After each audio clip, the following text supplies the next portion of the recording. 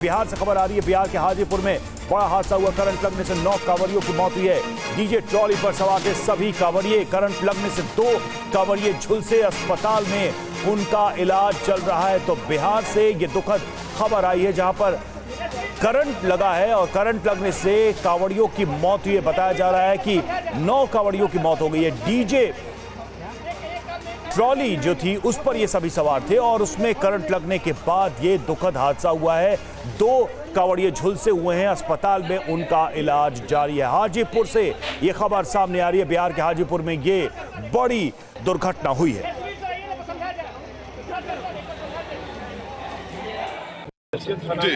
सुल्तानपुर गांव में एक डीजे 11,000 बिजली की तार में सट जाने के कारण 8 व्यक्तियों की मृत्यु हो गई है। हम लोग पोस्टमार्टम करा रहे हैं और जो भी आवश्यक कार्रवाई हम लोग करेंगे। कितने लोग घायल हैं? घायल की संख्या 2 है। सर कारण कुछ हुआ स्पष्ट कैसे घटना घटी, क्या बताया गया है? डीजे काफ़ी ऊंचा था जो कि 11,000 तार में सट गया है, जिससे कारण करंट प्रभावित होने के कारण 8 लोगों की मृत्यु हो गई। कहाँ सर जा रहे थे ये लोग जब जा रहे थे? बाबा धाम जा रहे थे या तो मुजफ्फरपुर महुआ जा रहे थे, ये स्पष्ट नहीं हो पाया। संजीत कुमार हमारे संवाददाता हाजीपुर से इस वक्त हमारे साथ जुड़े हुए। संजीत, कैसे हुआ ये दर्दनाक हादसा? अभी जो जिनका इलाज चल रहा है उनकी स्थिति कैसी है? कौन थे ये लोग? 9 लोगों की मौत बताई जा रही है। जी बता दें कि ये सावन की ये 3री सोमवारी है। इसके मौके पर हाजीपुर के औद्योगिक थाना क्षेत्र के सुल्तानपुर के रहने वाले और पास के ही इलाका है बरई टोला जी, वहाँ के करीब 1 दर्जन से अधिक कांवड़िया जो डीजे ट्रॉली के साथ जा रहे थे पलेजा गंगा घाट जल लेने और वहां से जल उठा के सोनपुर के प्रसिद्ध बाबा हरिनाथ मंदिर में जलाभिषेक करते। उसी दौरान में वो लोग जा रहे थे कि हाजीपुर औद्योगिक थाना क्षेत्र के सुल्तानपुर जगह है, वहां पर ही डीजे ट्रॉली हाई टेंशन के तार के संपर्क में आ गया जी, जिससे घटनास्थल पर 8 कांवड़ियों की मौत हो गई। बाकी जो घायल हुए झुलसे थे उनको सदर अस्पताल लाया गया, जहां पर 1 कांवड़िया की मौत सदर अस्पताल में हो गई। जी, शुक्रिया आपका इस जानकारी के लिए।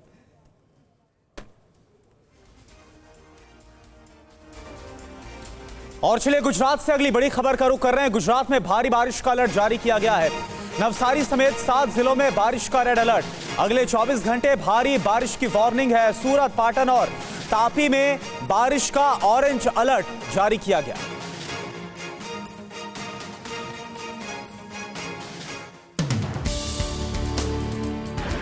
नवसारी जिले में भारी बारिश के कारण वासंदा वाटरफॉल्स में अचानक पानी बढ़ने लगा, जिससे वाटरफॉल्स घूमने आए पर्यटक वांगन गांव में फंस गए।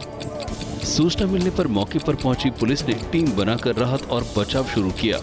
करीब 4 घंटों की मशक्कत के बाद करीब 1200 पर्यटकों को सुरक्षित ठिकानों पर पहुंचाया। तस्वीरों में देख सकते हैं कि किस तरह से जान जोखिम में डालकर वासंदा पुलिस रस्सी के सहारे पर्यटकों को बाहर निकाल रही है। वासंदा पुलिस ने बुजुर्ग समेत 100 से अधिक कारों और 120 बाइकों को पानी के तेज बहाव में गिरने से बचाया। गुजरात में नवसारी के साथ ही डांग में भी नदियां उफान पर हैं, जिससे कई गांवों का संपर्क जिला मुख्यालय से टूट गया।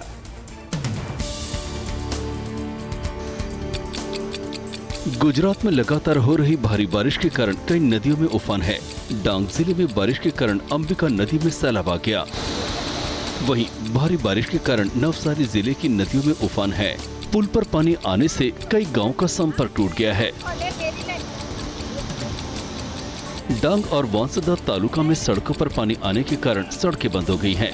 वैकल्पिक रास्ता नहीं होने से लोगों की परेशानी बढ़ गई है। गुजरात के वलसाड़ में भी मूसलाधार बारिश के बाद कई इलाकों में बाढ़ जैसे हालात हैं। बारिश के कारण जिले के कई इलाकों में जल भराव हो गया। वलसाड़ जिले में पिछले 3 दिनों से हो रही मूसलाधार बारिश से औरंगा नदी उफान पर है, जिससे निचले इलाकों में भारी जल भराव हो गया है। सड़कों पर पानी आ जाने से कई इलाकों का संपर्क टूट गया है। बारिश में फंसे लोगों को सुरक्षित ठिकानों पर पहुंचाया जा रहा है। हमारा औरंगा नदी है, उफान ऊपर है। अभी हमारा जो लो लाइन एरियाज है वहाँ पर पानी भरते हैं, उसकी वजह से करीबन 150 से ज़्यादा लोगों को हमने स्थलांतर करवाया है वहाँ से। बाढ़ग्रस्त इलाके में एनडीआरएफ की टीमें तैनात कर दी गई हैं। और अब खबर महाराष्ट्र से। महाराष्ट्र में बारिश का ऑरेंज अलर्ट जारी। जी हां, कई जिलों में बारिश से बाढ़ जैसे हालात पैदा हो गए हैं। पुणे में जल भराव से जनजीवन बेहाल है। गोदावरी नदी खतरे के निशान से ऊपर।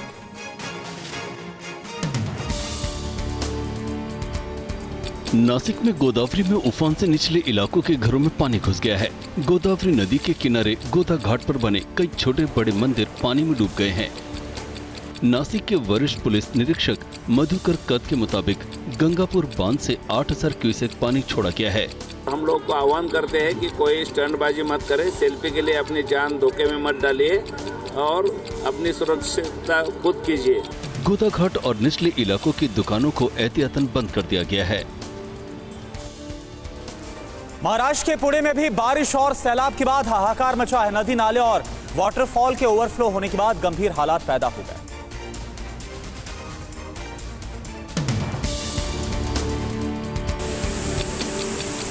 बारिश ने पुणे में किस तरह तबाही मचाई है, उसका अंदाजा आप सैलाब के इस हाहाकारी रूप से लगा सकते हैं। पुणे के एकवीरा मंदिर के किले पर इतनी बारिश हुई कि मंदिर की सीढ़ियों से झरने की तरह पानी बहने लगा। लगातार बारिश के बाद श्रद्धालुओं के लिए भी मंदिर में दर्शन नामुमकिन होंगे। सैलाब का प्रकोप चौतरफा था, लिहाजा किसी तरह रेलिंग को पकड़कर श्रद्धालु सुरक्षित जगहों पर पहुंचे। अचानक आए बाढ़ में कई लोगों के सामान भी बह गए। पुणे के कई इलाकों में भारी बारिश के चलते बाढ़ जैसी स्थिति है। लोगों की मदद के लिए सेना और एनडीआरएफ की टीमें उतारी गई। पुणे में मूसलाधार बारिश के बाद आए सैलाब ने कहर मचा रखा है। पुणे के ज्यादातर इलाके बाढ़ के पानी में डूब चुके हैं। पुणे के खड़कवास डैम से पानी छोड़े जाने के बाद शहर के कई इलाकों में जल भराव हो गया। घरों के भीतर और सड़कों पर 2 से 3 फीट तक पानी लग गया। घरों के भीतर फंसे लोगों को उन्हें सुरक्षित बाहर निकालने के लिए सेना और एनडीआरएफ की टीमें बुलाई गई। सेना के जवान एक-एक कर सोसाइटी के फ्लैट में दाखिल हुए और लोगों को बाहर निकाला। जवानों ने सिर्फ इंसानों को ही नहीं बल्कि बेजुबान जानवरों को भी बचाया। और वहीं पुणे में ही लगातार बारिश के बाद जल भराव की समस्या पैदा हो गई है। सड़कें दरिया बन गई हैं और गाड़ियों की रफ्तार पर ब्रेक लग गया। पुणे की पावना और मूला नदियां उफान पर हैं। नदियों के आसपास रहने वाले लोगों को अलर्ट कर दिया गया है। उन्हें सुरक्षित ठिकानों पर जाने के लिए कहा गया है।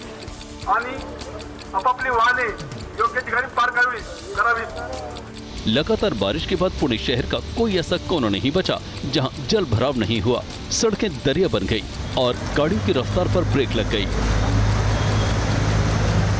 पुणे का ये हाल खड़कवासला डैम के ओवरफ्लो होने और मूला नदी में 45,000 क्यूसेक पानी छोड़े जाने से भी हुई है।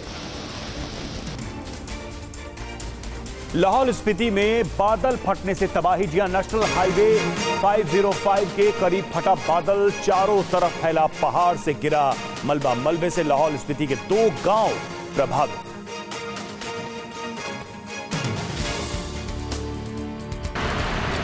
तस्वीरें हिमाचल प्रदेश के लाहौल स्पीति की हैं। नेशनल हाईवे 505 के करीब पहाड़ी पर अचानक बादल फट गया।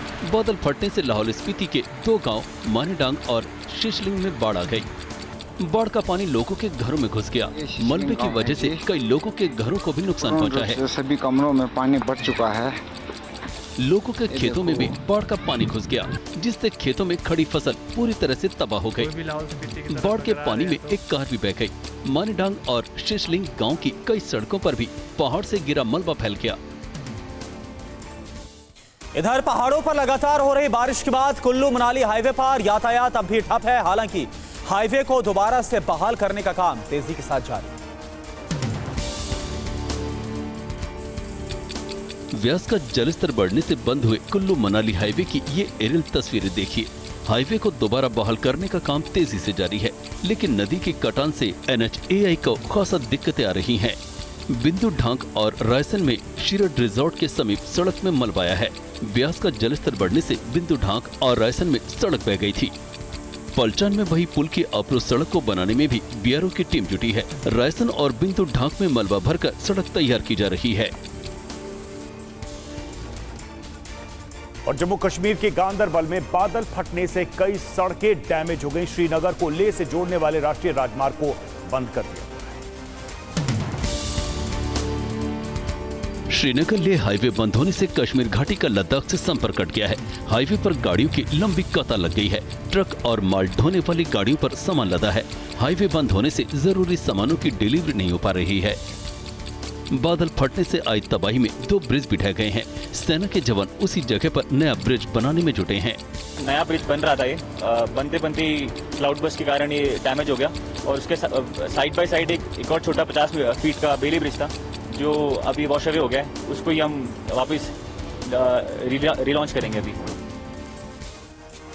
वायनाड में हुई लैंडस्लाइड में जान गंवाने वालों की संख्या लगातार बढ़ रही है। मरने वालों में कई ऐसे लोग भी थे जिनकी पहचान अभी तक हो नहीं पाई है। ऐसे शवों को प्रशासन ने सामूहिक रूप से दफना दिया है। ड्रोन कैमरे से लिया गया ये वीडियो वायनाड के पुंचरी मट्टम गांव का है। लैंडस्लाइड के बाद पूरा गांव वीरान हो चुका है। हर तरफ तबाही और बर्बादी के निशान हैं। वायनाड में लापता लोगों के मलबे में दबे होने की आशंका है, लिहाजा रेस्क्यू टीम मलबों को हटा हटा कर देख रही है। मलबे से बरामद शवों में से कई की पहचान नहीं हो पाई थी। ऐसे शवों को सामूहिक रूप से दफना दिया गया। अंतिम संस्कार में काफी लोग मौजूद थे। वायनाड आपदा में जो लोग अपनों को खो चुके हैं उनको सरकार फिर से बचाएगी। यूपी के सहारनपुर में 1 साल पहले बनी सड़क अचानक धंस गई। इस हादसे में पार्षद और 6 मजदूर गंभीर रूप से जख्मी हो गए। लोगों ने सड़क निर्माण में भ्रष्टाचार के आरोप लगाए। सहारनपुर में यूं सड़क का धंसना और उसमें जगह जगह खतरनाक गड्ढे बन जाना इससे निर्माण कार्यों पर सवाल खड़े करता है। दरअसल विनोद विहार कॉलोनी में सड़क धंसने की घटना तब हुई जब स्थानीय पार्षद की मौजूदगी में यहां पाइपलाइन बिछाई जा रही थी। आरोप है कि पानी लीकेज के कारण सड़क पर गड्ढे बने अचानक और उसमें पार्षद समेत कई मजदूर समा गए। सभी को गंभीर चोटें आई हैं। फिलहाल मामले की गंभीरता को देखते हुए महापौर ने जांच के बाद कार्रवाई का भरोसा दिया है। मोदी सरकार आज संसद में वक्फ बोर्ड के अधिकारों में कटौती वाला बिल ला सकती है। कहा यह जा रहा है कि इस बिल के मुताबिक सरकार वक्फ बोर्ड के अधिकार पर लगाम लगाना चाहती है। खबर है कि मोदी सरकार आज संसद में वक्फ बोर्ड के अधिकारों में कटौती करने वाला बिल ला सकती है। इस बारे में शुक्रवार को केंद्रीय कैबिनेट की बैठक में वक्फ कानून से जुड़े 40 संशोधनों को चर्चा के बाद मंजूरी दे दी गई। इसके तहत प्रस्तावित बिल में मौजूदा कानून से जुड़े कई क्लॉज हटाए जा सकते हैं। इस बिल पर संसद के अंदर और बाहर विरोध होना तय माना जा रहा है। All India Muslim personal law board ने भी कहा है कि वक्फ एक्ट में कोई भी बदलाव कबूल नहीं होगा।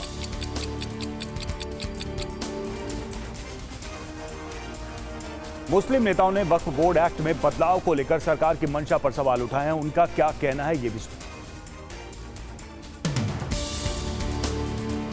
अब अगर सरकार की ये मंशा है कि वक्फ की प्रॉपर्टी पर नाजायज कब्जे ना हो, वक्फ का संचालन सही रूप से हो सके, तो उसके लिए ये जरूरी है कि सरकार वक्फ एक्ट को मजबूती फराहम करे, वक्फ बोर्ड के हाथों को मजबूत करे और जो भी कब्जे हैं उन कब्जों को छुड़ाने का काम करे।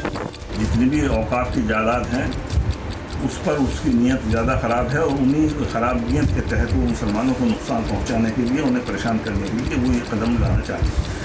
वैसे भाजपा का पुराना प्रोग्राम है मुसलमानों के खिलाफ काम करने।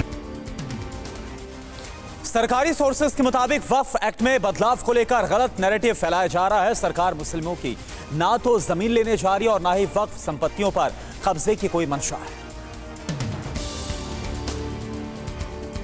सरकारी सूत्रों ने साफ कहा है कि वक्फ एक्ट में बदलाव को लेकर किसी भी तरह की आशंका सरासर गलत है। वक्फ बोर्ड एक्ट में बदलाव के जरिए सरकार ये सुनिश्चित करेगी कि केंद्रीय वक्फ परिषद और राज्य के सभी वक्फ बोर्ड में 2-2 महिलाओं का प्रतिनिधित्व हो, वक्फ संपत्तियों का पंजीकरण अनिवार्य हो, वक्फ संपत्तियों से कितना रेवेन्यू आ रहा है, कहां खर्च हो रहा है, इसका भी रिकॉर्ड होगा। सरकारी सूत्रों के मुताबिक नए वक्फ कानून में यूपीए सरकार की ओर से 2013 में लाए गए संशोधन को भी वापस किया जाएगा। इसे लेकर लंबे समय से शिकायत मिल रही थी।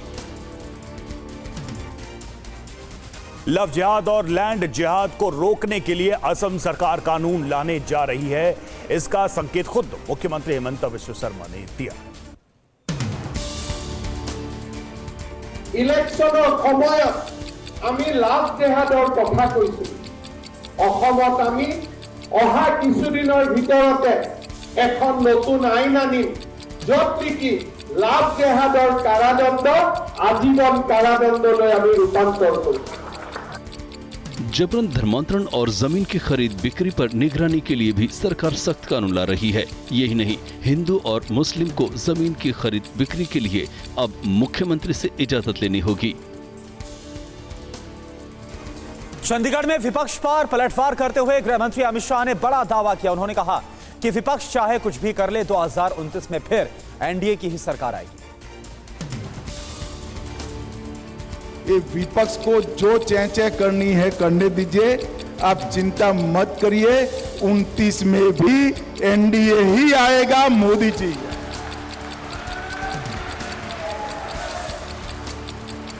उनको लगता है कि कुछ सफलता मिलने से हम चुनाव जीत गए। गृह मंत्री ने यह दावा चंडीगढ़ में स्मार्ट सिटी के तहत बने वाटर प्रोजेक्ट के उद्घाटन के दौरान किया। अमित शाह ने कहा कि विरोधी विपक्ष में बैठने की तैयारी अभी से कर लें।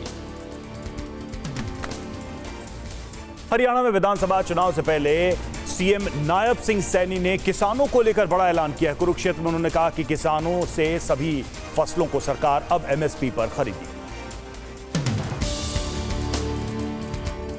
और आज 9 फसलें और बकाया हैं। हरियाणा प्रदेश की जितनी भी फसलें हैं सारी की सारी एमएसपी पर खरीदने का काम ये हमारी सरकार करेगी। आज मैं इसकी घोषणा करता हूं। हरियाणा में अब से पहले 14 फसलों को सरकार एमएसपी पर खरीद रही थी, लेकिन अब उस सूची में और 9 फसलों को शामिल कर दिया गया है। कुरुक्षेत्र से चुनावी शंखनाद कर सीएम सैनी ने बीजेपी सरकार की कई उपलब्धियां गिनाई। केंद्रीय मंत्री गिरिराज सिंह को अपने संसदीय क्षेत्र बेगूसराय में भारी विरोध का सामना करना पड़ गया। स्थिति ऐसी बन गई कि उन्हें लाव लश्कर छोड़कर मोटरसाइकिल से जाना पड़ गया।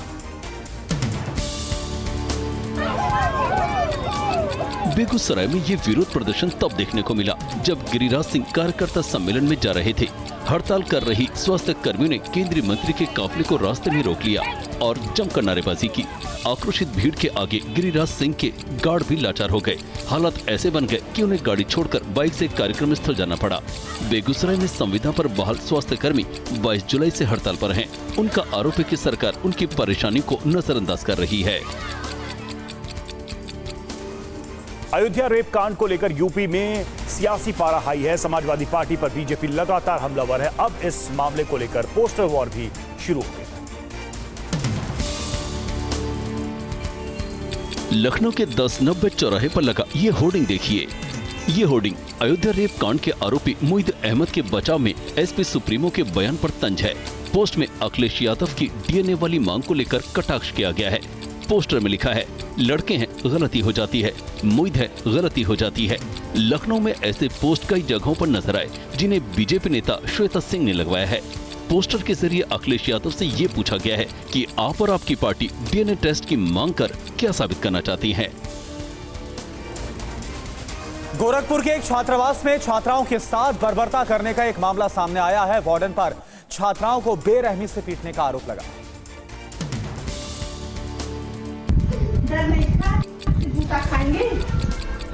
छात्राओं को यूं बेरहमी से पीटने का ये वीडियो गोरखपुर के कस्तूरबा गांधी विद्यालय के छात्रावास का है।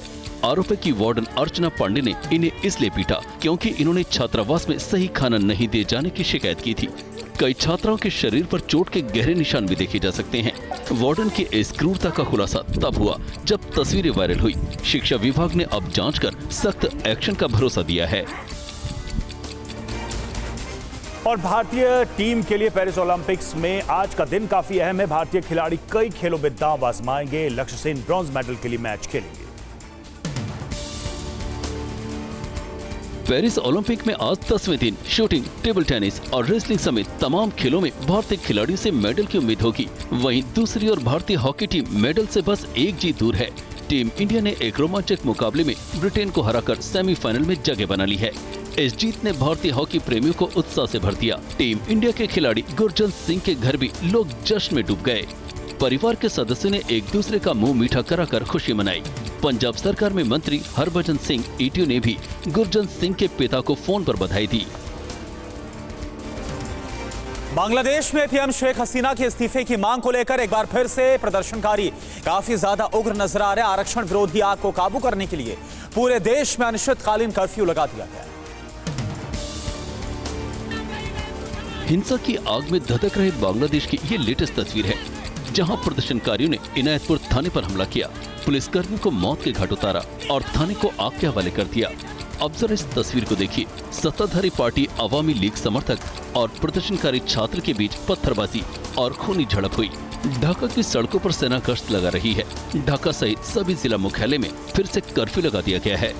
बांग्लादेश में हिंसा की ये दूसरी कड़ी है। इससे पहले आरक्षण के विरोध में शुरू हुई हिंसा में 150 लोगों की जान जा चुकी है। ब्रिटेन के सनडरलैंड से शुरू हुआ हिंसा का दौर लिवरपूल तक पहुंच चुका है। उत्तरी ब्रिटेन के 15 शहर विरोध की ज्वाला से धधक रहे हैं। बेकाबू मुस्लिम शरणार्थी और दक्षिण पंथियों को काबू करना पुलिस के लिए मुश्किल हो रहा है। कई जगहों से ऐसी भी तस्वीरें आई हैं जहां पुलिस कर्मियों को प्रदर्शनकारी दौड़ा दौड़ा कर पीटते नजर आए।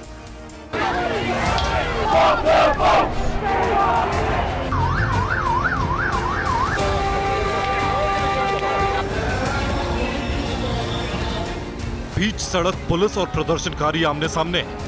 पहले पुलिस डंडे लेकर प्रदर्शनकारियों को दौड़ाती,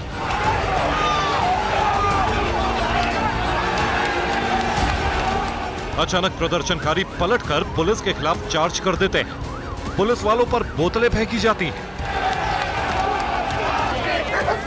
जिसके बाद ट्रेंड कुत्तों के जरिए प्रदर्शनकारियों को पीछे धकेला जाता है।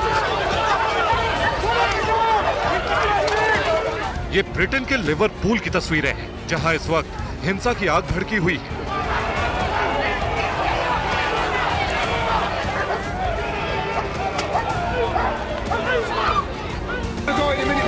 जगह जगह गाड़ियों को फूंका जा रहा है। सरकारी संपत्तियों को आग के हवाले किया जा रहा है। ब्रिटेन इस वक्त दंगों की आग में जल रहा है।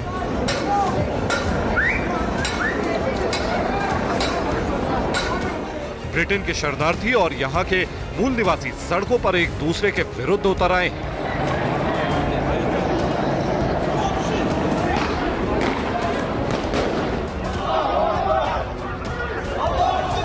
चेहरे पर नकाब और अल्लाहू अकबर के नारों के साथ कहीं मुस्लिम शरणार्थी हिंसा पर उतारू है,